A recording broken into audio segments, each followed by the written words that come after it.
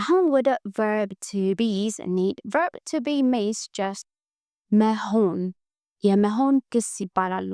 like እኔ ነኝ፣ እሱ ነው፣ እሷ ናት፣ እነሱ ናቸው or እኛ ነን ስትሉ እንዴት እንላለን ነው።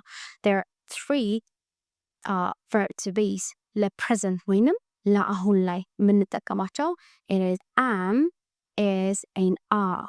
okay እነዚህ ከማን ጋር ይሄዳሉ ወይንም ከየትኛው subject pronoun ጋር ይሄዳሉ የሚለውን እኔ I ከam.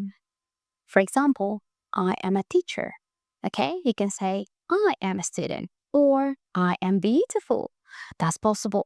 ሌላ ደግሞ በዩ እንሂድ። you ነግሬያችኋለሁ ቅድም ነጠላም ብዙም ሊሆን ይችላል ግን still የሚወስደው for example, you are a student, okay?